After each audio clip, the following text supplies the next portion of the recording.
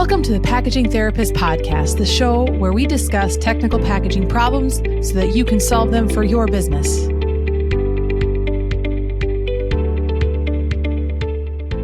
Hey everyone, welcome to another episode of the Packaging Therapist. Today we are joined by Jennifer Barta. Jennifer Barta is a fractional R&D professional with extensive experience in product and packaging development. She is currently the fractional CEO of FINNOVATION Lab, the home and community of CPG startups in the Minneapolis area. They help these guys find fractional support that they need to grow their business. Welcome to the show, Jennifer. Thank you. I'm happy to be here. Great, cool. So we did our last episode on carton consolidation. This episode, we're going to talk about case consolidation. So really optimizing case sizes and pallet patterns to get the most out of corrugated spend and logistics. So we're going to dig in. We're going to go through the same 4 phases that we did with a carton consolidation, which is discovery, feasibility, development, and implementation. So you just got done doing a carton and case consolidation project. So thank you for joining to talk us through the case consolidation part of the work that you did. So let's dive into the discovery phase. What makes you think there might be savings in corrugated? Yeah, I would say that there typically is. So I think everybody should take a look at their corrugated, their pallet pattern, their opportunity to make sure that they're getting the most out of their distribution, logistics, storage costs with their spending. So those are a very, very huge costs. And so interestingly enough, you get just a little bit more product on a pallet. It can make a huge difference to your business and your overall cost structure. And so I would say in the discovery phase, what you really need to do is take a look at where you are today. Look at your cube specifications, take a look at how your product's packing out, get samples, open up the cases. Mm-hmm. How much space is there? Open up your cartons. How much space is there? If you do have cartons, of course, if you're going to change the case, your carton is going to be impacted. So there has to be some voids, some opportunity space within your carton. If you open your case and you have some kind of a film structure, like a stand-up pouch instead of a carton, mm-hmm. There often are things that you can do about packing that out, not having as much void space if you have them, standing up, depending upon how that plays out for your product. Sometimes taking out some of that space can protect your product a little bit better, hold it in a little bit tighter. I think also, considerations for pouches are going to be, is it a display case? Does it have to be standing up, or do you have the opportunity to be putting your product into the case in a manner that really does eliminate any empty space, really gives you the best pack out possible? All of these things would be part of the discovery phase to just see, gosh, what are the places that we should be taking a look at in a redesign? Yeah, absolutely. And you can get cube specifications from your vendor. And like Jennifer said, you can open up cases. You can go to the dock and just look at how your product looks on a pallet and just verify that everything looks good. It can be just really scrappy like that. And then you can partner with your vendors to kind of get a rough idea of feasibility or how much you're going to save. And more of that comes in the feasibility phase, but just to get an idea, to kind of educate yourself before kind of diving in, is this a $10,000 opportunity or $50,000 or $100,000? You can kind of start asking those questions too in the discovery phase. And then in feasibility is where you really dive into the detail with each expert at your organization to figure out what the true opportunity is for this project. And so Jennifer, walk us through a little bit of feasibility. Yeah, so this is where you start to do some back of the envelope calculations. I like to create a spreadsheet with some opportunity spaces and see, if you multiply that out, what does it lead you to? For instance, your current cube spec. What is the height of your current cube?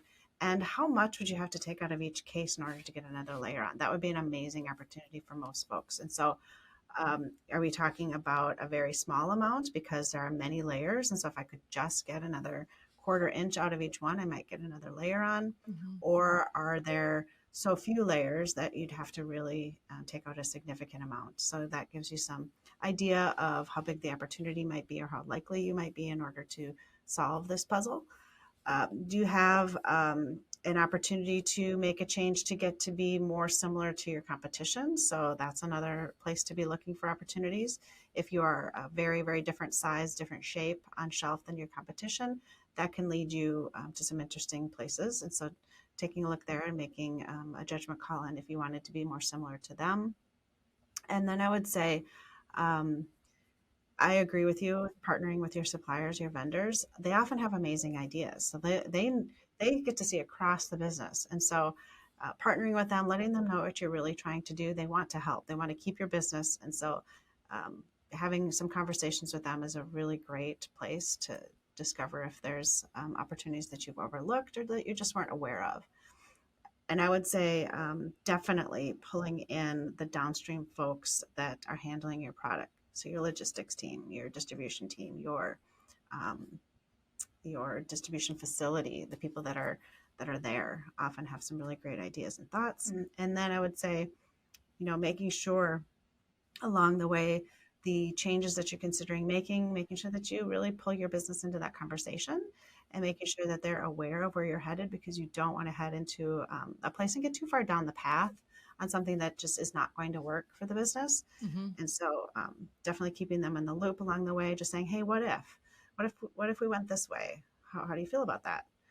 And then I would say taking a look at whether or not your corrugated strength is where it needs to be. Do you have an opportunity there to just make a basic change to this? Are you over compensating? Are you over designed? Do you have an opportunity to decrease your flute and make sure that Yeah. you are in something that's optimized? And so taking a look at that.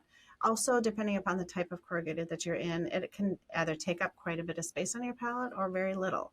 And so keeping that in mind as well. Yeah. And then questioning your vendors too around, hey, what is the cheapest structure that you provide with the minimum strength that you need? Because sometimes a little bit stronger case is actually cheaper than the less strong Yeah, case, I guess, because of what the mill is getting, right? What their yeah, highest volume yeah, corrugated sheet is. So it's absolutely. important to ask questions too. And then also in this phase, it's really important to document kind of what you're doing now and what you will be doing potentially for sustainability reasons. So if you are able to get more pallets or more cases on a truck, and you can translate that to logistics savings, you can also translate that into fewer trucks on the road for a sustainability claim, as well as less material. So you can take your current case weight, the actual weight of the case, and if you're going to a smaller case, that percent difference, you can calculate that into pounds of paper, and just different sustainability claims, so that you can start creating that story and that goal for your organization. I know a lot of companies are kind of freaked out when they don't have any kind of metrics, that they don't even know where to start. You can start with just a simple project like this and build on that as you learn more about your packaging and opportunity areas. So, all right. Absolutely. Yep. There's opportunities out there. You just have to be having the conversations, and Yeah. it can take time. Yeah, Yep, but you'll find for them. sure. Cool. Okay. So that's the feasibility phase. Now it's into development. So that's when you're kind of getting into physical samples and, testing things out. So tell us Yeah. about So that. once you've gone through what the options are, what the opportunity spaces are, and you might end up with more than one path in this particular time. Like in the development phase, you might be saying, okay, so I could go down the A route or I can go down the B route. Like there's two different ways for us to go here, and so you might be evaluating them versus each other, sending Mm-hmm. both of these sample sets to marketing to handle, to distribution to handle, to the manufacturing facility for everybody to take a look at. So you need to get all of the stakeholders involved in this phase and have them being handling the cases to make sure that we think that they're going to work for all of the stakeholders. And so sending a few samples goes a long way versus drawings. or visuals. And they're not very expensive. Your vendors are very willing to send a few samples to places that you need them to go, as well as to yourself, to make sure that you're taking a look at it, that you're packing your product inside the cases to make sure that the fitment is where you want it to be, and to make sure that it's accomplishing which the goals are. And so in the development phase, really making sure that everybody has a chance to touch and feel and to provide input on making improvements. Yeah, and I would also mention that often these are CAD cut samples, so they're off of a CAD table. They're not actual production samples. So just keep that in mind, that if you send these to the plant and they're trying to run them through some of their equipment and they're maybe struggling a little bit, sometimes the stiffness of the board is different than production cases because it hasn't been run through all the equipment. And so Yep. if you see, if you're getting feedback that's maybe a little bit funky, just keep that in mind. That could be contributing to it. Most plants are familiar with that, and it shouldn't be like a huge deal. But if you have to go back to your vendor, your corrugated vendor supplier, and say, hey, we're kind of having some issues due to the fact that these are stiffer CAD samples, can you help me out? Can you give me anything else, maybe more closer to production, so that they can get samples like that? So Definitely. all right. And then again, just reminding everybody that it's important to have some kind of a baseline when it comes to how cases are running through the system right now and what the throughput is right now. Because if you're doing case count changes in combination with the case size, it might change your throughput rates.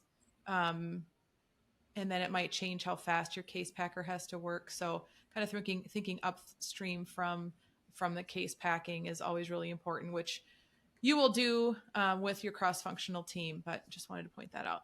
All right. Anything else in development that we missed? I think that's about it. All right, cool. And then implementation. So we've checked the box. Yes, we want to do this. We want to get all those savings. What does implementation look like? Yeah, implementation is where the key trialing takes place, where that data that you were just talking about with performance and how you're running today really comes into play versus how the new materials run. And so you want to just make sure that you're working really closely with the manufacturing facility to find out how many cases do they want to run to make sure that the product is working well. And it really will depend upon their equipment, right? And so some facilities just have a case erector where they're going to be hand packing. And so the number of samples that they need to see is, and the trialing that they want to do is much less than if you have a case packer where you just Sure. really want to just do repeated testing to make sure that you're not impacting the plant and how the performance of the case is for them, to keep them, they want to stay up and running. And nothing bothers a plant more than when the case packer causes them to shut down, because that can really pile up all the way back to the manufacturing side Yeah. of it, the product, right? So if it's a bakery, let's say, shutting the bakery down because of the case packer is painful, very painful. And Yeah. so, working with them to find out what exactly are we looking for, what are we evaluating, what are we concerned about, and how big of a trial, to make sure that we don't impact the efficiencies of the manufacturing facility due to the case packing. Yeah. And then asking questions around like, can this trial be a printed trial so you can pack Mm-hmm. and ship this, or do you need this to be in blank cases for some reason, and taking consideration sort of the product impact or the product loss in that scenario. And then it's really important too to have a representative at the plant when these cases are running. You wouldn't Mm-hmm. want a batch of trial cases showing up and have them skewed, or have something else from a quality standpoint kind of wrong with the case, that would cause issues. You also want to make sure that your case packer gets up to normal production rates and you can run for a while, run for a couple of hours at least, or a couple, making sure that the quality is consistent, and the throughput is what everyone expects. Um, and I always find that plants appreciate having somebody technical there, just to ask questions or just to know that everyone's a key stakeholder and they have support. Yep, absolutely. Definitely. And listening to the operators and how, and they do this every single day. And so when they are Yeah. running your samples, having good conversations with them to hear, what are their concerns? What do they like about what they're seeing? Any adjustments? Is there anything about the case design that just could be improved? Your operators always are your best source of really great information. I 100% agree. Yes. And I've had operators on team calls before Yes. because it's really important. And not a lot of people will do that. Hmm. And they're the ones working with everything every single day. Yeah. Definitely. Yep. Yep. Good operators, priceless, and their thoughts. So cool. And then after implementation, it's just making sure that there's a couple of follow ups, um, get some feedback, make sure everything's going well, and then confirm your different calculations if you are making them for sustainability, making sure you get credit, your organization gets credit for reducing materials, reducing trucks on the road. Um, it's all good stuff. So, And then following the finished case into distribution is a great way to kind of make sure that you didn't have unexpected consequences to a change that you've made. So following that all the way into yeah, distribution is absolutely. It's not just the plant, but hey, your quality person, are they receiving more complaints on damage? Um, Even in logistics, you can get some of those complaints through logistics too. And like you said, just absolutely. monitoring the system. So Yep. a lot of things to consider. Cool. All right. Well, thank you for joining us today. It was really fun talking about case consolidation. Yes, it's very exciting. All right. Thanks, everybody.